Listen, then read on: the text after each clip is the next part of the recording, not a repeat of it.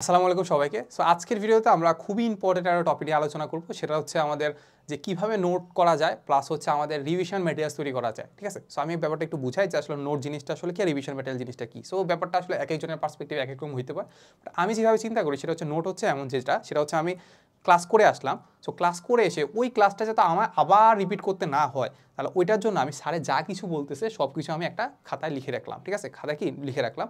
So kind of ওইটা হইতে পারে আমার একটা বইয়ের রিপ্লেসমেন্ট। ঠিক আছে, যদিও রিপ্লেসমেন্ট হয় না, তাও হচ্ছে কি করবো, একবারে লিখে রাখবো যে আসলে কী কী জিনিস আসলে পড়াইছে, কীভাবে পড়াইছে সব কিছু আমরা এখানে লিখে রাখছি। এটা হচ্ছে আমাদের নোট। প্লাস এক্সট্রা যদি কোনো জিনিস অ্যাড করতে হয় সেটা আমি অ্যাড করে দিলাম। সো এটা মোটামুটি দেখা যাচ্ছে একটা চ্যাপ্টারের 20-30 পেজ এমনও হইতে পারে, আরও বেশি হইতে পারে। ঠিক আছে, এরকম একটা হয়ে গেল। আর রিভিশন ম্যাটেরিয়াল যেটা হচ্ছে সেটা হচ্ছে আমাদের, আমরা নোট তো করলাম, বাট আমার এক্সামের আগে আমি রিভিশন দেওয়ার জন্য আমাদের যদি এতগুলো পেজ পড়তে হয়, আমি মেন বই তো পড়বোই অবশ্যই, প্লাস এতগুলো যদি নোট পড়তে হয় তাহলে দেখা গেছে কি আমি এত টাইম তো পাবো না, এত টাইম তো কি পাবো না, প্রথম দিকে পাইতে পারি, এবার লাস্টের দিকে একদমই পাবো না। সো রিভিশন ম্যাটেরিয়ালস হচ্ছে এমন একটা জিনিস যেটাকে একদম শর্টকাট, ওই নোটটাকে একদম শর্টকাট দেখা যায় যে 1-2 পেজে নিয়ে আসবো, সেটাকে বলতেছি আমি রিভিশন ম্যাটেরিয়াল। সো এটা আমি ফিল করি এটা এমন জিনিস হবে। সো আমি থাকছি মাহবুর রহমান জিপ্রান, বর্তমানে পড়াশোনা করছি বাংলাদেশ প্রকৌশল বিশ্ববিদ্যালয় বুয়েটে। ওকে, সো আমরা শুরু করে দেই। সো ফার্স্টে আমি বলবো যে কীভাবে নোট করা যায়। ঠিক আছে, সো নোট করার জন্য আমি ফার্স্টে ধরো একটা খাতা নিয়ে নিই। ধরো এটা হচ্ছে আমাদের আমাদের সেই খাতা।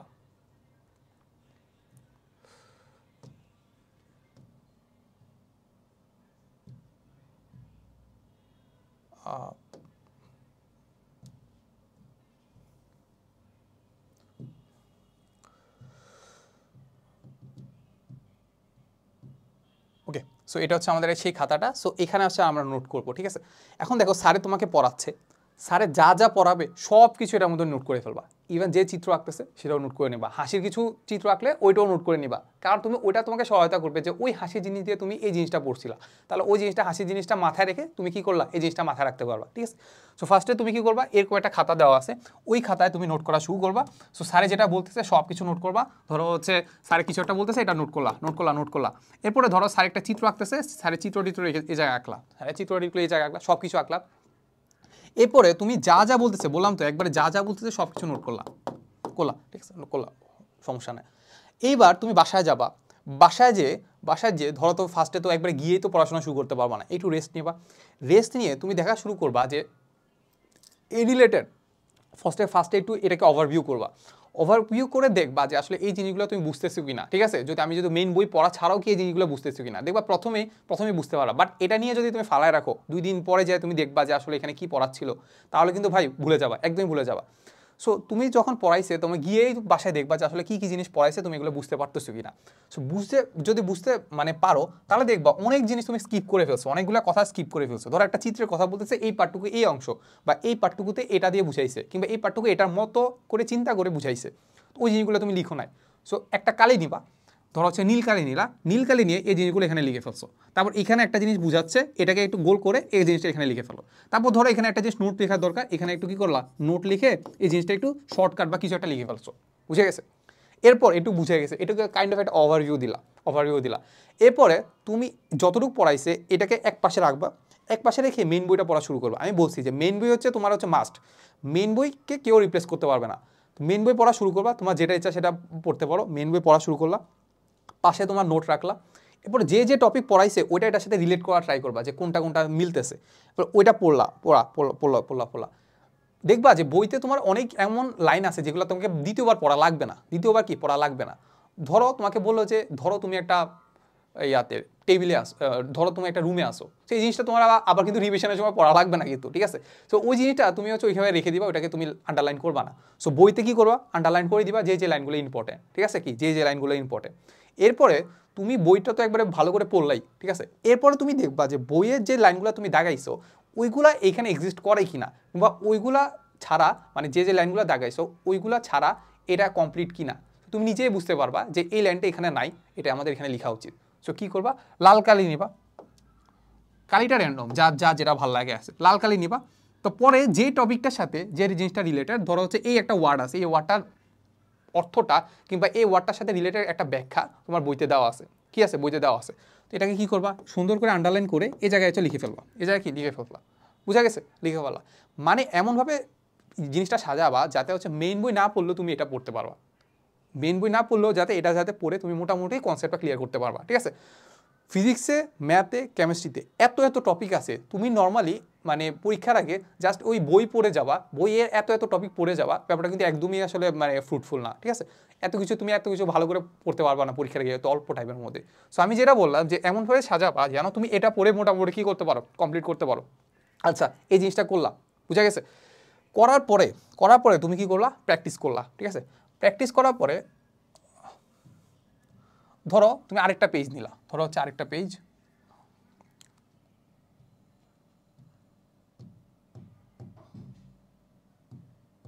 ঠিক আছে? আরেকটা পেজ নিলা, ঠিক আছে?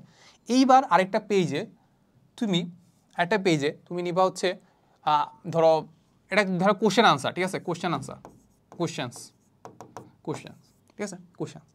সো এইখান থেকে তুমি যতটুকু পড়লা, যে টপিকটা পড়লা, ওই টপিকের মধ্যে তোমার কাছে মনে হচ্ছে যে একটা বইয়ের একটা লাইন আছে, ওই লাইনের মধ্যে তুমি কোশ্চেন করতে পারো এটা কেন হচ্ছে, এটা কেন হচ্ছে। সো এটা লিখবা। সো 1 নম্বর লিখবা যে এটা কেন হচ্ছে, 2 নম্বর লিখবা ধরো হচ্ছে আরেকটা লাইন পাইছো যে এটা কীভাবে হচ্ছে, কিংবা হচ্ছে এটা যদি এটা না হয় ওইটা হইতো তাহলে কি হইতো, এই জিনিসগুলো তুমি এখানে কোশ্চেন লিখে ফেলছো। লিখে ফেলার পরে তুমি এই জিনিসগুলো স্যারকে জানাবে যে স্যার এটা আমার এই আমার মাথায় আসছে, সো এটা আসলে কীভাবে হবে। কিংবা তুমি গুগলে সার্চ দিতে পারো, কিংবা ইউটিউবে সার্চ দিতে পারো। আশা করি এখন যে স্যাচুরেটেড মার্কেট, এখানে তুমি আসলে যে কোনো একটা জিনিস সার্চ দিলে আসবে না, ব্যাপারটা তেমন একদমই প্রায় হয় না বললেই চলে, ঠিক আছে? তো সার্চ দিবা, তোমাকে দেখবা যে একটা ভাইয়া এসে ভালো করে, ইভেন বাংলাতেই দেখা যাবে, ভালো করে বুঝাই দিচ্ছে, বুঝা গেছে? সো এই জিনিসটা করলা, এই যে এটা করলা, কোশ্চেনটা পাইলা, তারপর এই জিনিসটার বাসায় এসে কী করলা, কোশ্চেনটার আনসার লিখে ফেলছো, বুঝা গেছে? তার মানে এখান থেকে মোটামুটি দেখা যাচ্ছে তোমার থিওরি মোটামুটি কমপ্লিট, তোমার বেসিক একদম ক্লিয়ার, একদম ক্লিয়ার। এইবার তুমি হচ্ছে কি করবা, ম্যাথ প্র্যাকটিস করবা। ম্যাথ প্র্যাকটিস করতে করতে দেখবো হচ্ছে ফার্স্টে ধরো টেস্ট পেপার করলা, তারপর অনুশীলনী করলা, তারপর ধরো যদি তোমার একটু প্রিপারেশন ভালো নিতে হয় তাহলে ধরো প্রি অ্যাডমিশনের কয়েকটা মানে কোর্সে কয়েকটা হচ্ছে ধরো ম্যাথ করলা, সলভ করলা, ঠিক আছে? সো দেখা যাবে ওইখানে অনেকগুলো ম্যাথে তুমি আটকে গেছো, ঠিক আছে? ওইগুলা এখানে নোট ডাউন করবা।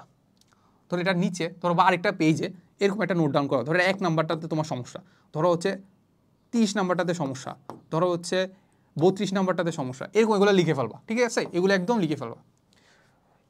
কেন লিখে ফেলবা? সো অনেকেই ভুলটা করে, ধরো হচ্ছে আমার একটা ম্যাথে একটা প্রবলেম আছে, আমি স্যারকে দেখাবো যে স্যার আমার এইটাতে প্রবলেম আছে, সো স্যার তোমাকে বুঝাই দিচ্ছে, একদম তুমি বুঝে গেছো, আরে সেই ইমপ্রেস হয়ে গেছো, বাট পরে বাসায় এসে সব ভুলে গেছো, খাতা টাতা সব ফেলে ঘুমায় পড়ছো, ঠিক আছে?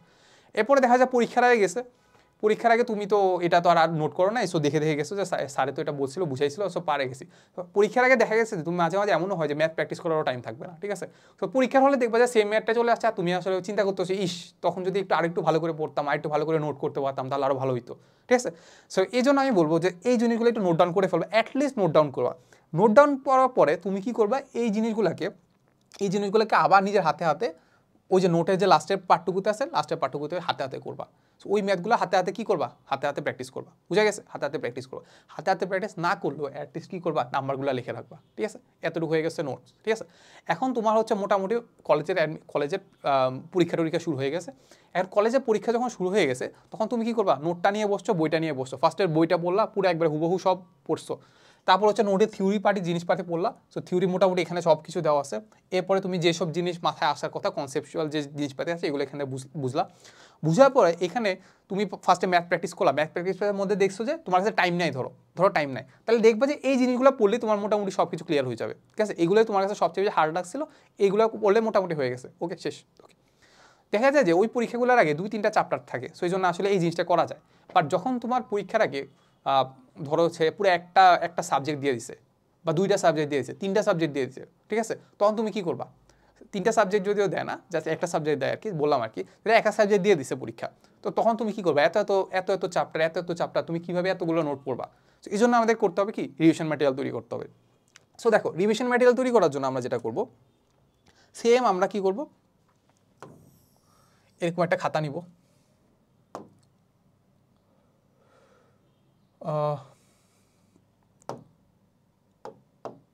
ওকে। সো সেম এরকম একটা খাতা নিব। এইবার আমরা কি করব, এইবার আমরা নোটটাকে নিব, বইটাকে নিব, পাশাপাশি দুইটা রাখবো।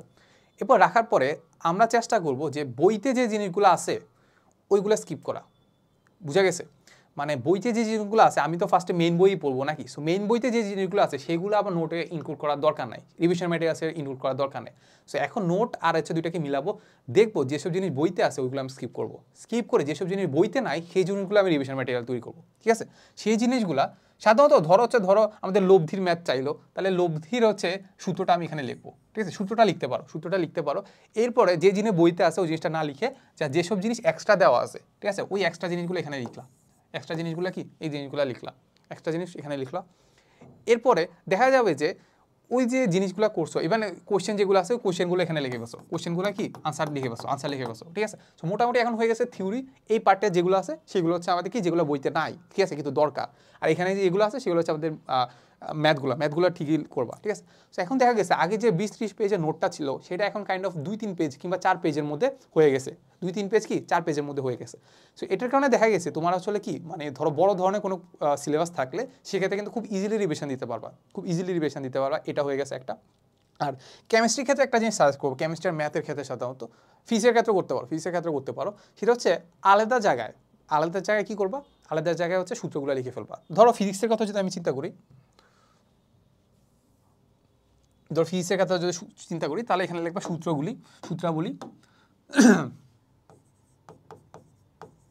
সূত্রাবলী লিখে প্রথমে চ্যাপ্টারটা লিখবা, চ্যাপ্টারের নাম ধরো চ্যাপ্টার 1 লিখে সূত্রগুলো সবগুলো লিখবা। এন্ড কোনটার মানে কি বুঝায়, ধরো হচ্ছে আমি হাফ এম ভি স্কোয়ার লিখলাম, আমি half E K kinetic energy is equal to আসলে আমাদের হাফ এম ভি স্কোয়ার। তাহলে এই পাশে লিখে রাখবা যে এম ইজ ইকুয়াল টু আসলে আমাদের বস্তুর ভর, এম ইজ ইকুয়াল টু কি আমাদের বস্তুর ভর, ভি ইজ ইকুয়াল টু কি বস্তুর বেগ। এই জিনিসগুলো একটু লিখে রাখবা, নাহলে পরে কিন্তু ভুলে যাবা, ঠিক আছে, এগুলো বারবার রিভিশন দিতে খুব সহায়তা করবে। সো এটা সূত্রগুলো লিখবা। সেম তোমরা কি করতে পারো, তোমরা গণিতের ক্ষেত্রেও কি এই জিনিসটা করতে পারো, ঠিক আছে, সূত্রগুলো লিখে ফেলো। ম্যাথের ক্ষেত্রে অনেক সূত্র আছে, সূত্রগুলো সবগুলো এখানে লিখে রাখতে পারো, ঠিক আছে। এখন স্পেশালি আমি যেটা চাইবো সেটা হচ্ছে আমাদের কেমিস্ট্রির ক্ষেত্রে। কেমিস্ট্রির ক্ষেত্রে কি করা যায়, কেমিস্ট্রির ক্ষেত্রে কি সমস্যা, কেমিস্ট্রির ক্ষেত্রে সমস্যা হচ্ছে এখানে এত বিক্রিয়া আছে, ইভেন এত হচ্ছে আমাদের সংকেত আছে, সেগুলো আমাদের মনে থাকে না, ঠিক আছে। সো এটার জন্য আমি হচ্ছে খুব ভালো একটা জিনিস পাইছিলাম, সেটা হচ্ছে ফার্স্টে তুমি কি করবা, ফার্স্টে লিখবা হচ্ছে তুমি সংকেত, কি লিখবা সংকেত, ওকে, সংকেতগুলো লিখবা। তুমি ধরো 1 নাম্বার চ্যাপ্টার লিখলা, চ্যাপ্টার 1 তুমি বইতে পড়াকালীন যে সংকেতগুলো পাচ্ছ, কিংবা তুমি যদি এখন অ্যাডমিশনের একটু প্রিপারেশন নিতে চাও, তাহলে অ্যাডমিশনের কনসেপ্ট কোশ্চেন ব্যাংকে যেসব সংকেতগুলো পাচ্ছ, প্লাস তুমি টেস্ট পেপারে যেসব সংকেতগুলো পাচ্ছ, এই সংকেতগুলো ধরো এটা দিয়ে সংকেতটা লিখে ফেললা। তো সংকেতটা যেমন হইতে পারে, ধরো ক্যালসিয়াম কার্বনেট, ধরো সংকেতটা কি ক্যালসিয়াম কার্বনেট, তাহলে এটাকে আমরা কি লিখলাম চুনা পাথর, ধরো হচ্ছে এদিকে লিখলাম আর কি চুনা পাথরের সংকেত কি ক্যালসিয়াম কার্বনেট। সো এটা লিখে রাখলা, ঠিক আছে, এরকম লিখে রাখছো, এরকম লিখলা। এখন এমনও দেখা গেছে যে চ্যাপ্টার 1 যদি আমি শুরু করছি, ক্যালসিয়াম কার্বনেট যে সংকেতটা আছে না, এটা 2বার আসছে আমার সামনে, কি 2বার আসছে, 2বার আসলে ওইখানে একটা কি দিবা, ওইখানে একটা স্টার দিবা, আরেকবার আসছে আরেকটা স্টার, আরেকটা স্টার। সো দেখা গেছে তুমি তখন বুঝতে পারবা, ধরো এই যে যখন সবগুলোটা একবার সিরিয়ালি লিখে ফেলছো, তখন তুমি বুঝতে পারবা যে আসলে কোন সংকেতটা তোমার কাছে বেশি ইম্পর্টেন্ট, কোন সংকেতটার ইম্পর্টেন্স কতবার আসতেছে। সো এটা মেইনলি আসে সাধারণত যে আকৃকের জিনিসপাতিগুলো আছে না, দেখবা আকৃকের ওই যে 3rd অধ্যায়, আকৃকের জিনিসপাতিগুলোতে কিন্তু সংকেত মাঝে মাঝেই আসে। ইভেন অ্যাডমিশন টেস্টে এই মুখস্থ জিনিসপাতি কিন্তু অনেক আসে, ঠিক আছে। সো সবগুলো পড়াচ্ছে, তোমার আসলে যেগুলো ইম্পর্টেন্ট বেশি সেগুলো পড়া উচিত। সো ইম্পর্টেন্ট কীভাবে বুঝবা, এই যে স্টারগুলো দেখে কি করবা, স্টারগুলো দেখে। সো পরীক্ষার আগে তুমি যখন হচ্ছে মানে ধরো হচ্ছে পরীক্ষা দিতে যাচ্ছ, অ্যাডমিশনের কথা যদি বলি বা এইচএসসির কথা যদি বলি, যখন যাচ্ছ তখন দেখবা সিএনজিতে বসে এই সংকেতগুলো রিভিশন দিতে পারো, সেম কেসটা আমরা অ্যাপ্লাই করতে পারি, আমরা বিক্রিয়ার জন্য। কি বিক্রিয়ার জন্য, বিক্রিয়া। দেখবা আমরা জৈব যৌগের কথা চিন্তা করো, জৈব যৌগ নামে একটা জিনিস আছে, তোমরা এখনো তো ফার্স্ট ইয়ারে, জৈব যৌগ অনেকে পাও না, অনেকে আবার পড়াশোনা শুরু করে দেয়। দেখবা জৈব যৌগে এত বিক্রিয়া আছে, বাট আমাদের যদি অ্যাডমিশনের কথা চিন্তা করি বা এইচএসসির কথা চিন্তা করি, কয়েকটা বিক্রিয়া থেকে ঘুরে ফিরে আসে। সো তুমি বিক্রিয়াগুলা চ্যাপ্টার ওয়াইজ লিখবা, চ্যাপ্টার ওয়াইজ কী করলাম, বিক্রিয়াগুলো লিখলা, বিক্রিয়াগুলো লিখে দেখবা স্টার চিহ্ন দেখবা হচ্ছে অনেকগুলো স্টার চিহ্ন একটাতে পড়ে গেছে, ঠিক আছে। সো ওই একটা বিক্রিয়া কিন্তু বারবার আসে বা একটা দুটা বিক্রিয়া কিন্তু অনেক ঘুরে ফিরে আসে। সো এখান থেকে তুমি বুঝতে সহায়তা করবা। সো এতটুকুই ছিল মোটামুটি আমাদের রিভিশন ম্যাটেরিয়াল তৈরি করে তোমরা কি করবা, একটা জিনিসকে মানে পুরা বই না পড়ে, দেখো পুরা বই পড়ে ইম্পর্টেন্ট লাইনগুলো খোঁজা যেই কথা, ওই ইম্পর্টেন্ট লাইনগুলো পড়া কিন্তু প্রায় কাছাকাছি একই কথা, ঠিক আছে। সো এতটুকুই ছিল আজকের ভিডিওতে। সো দেখা হবে নেক্সট কোনো ভিডিওতে। আসসালামু আলাইকুম সবাইকে।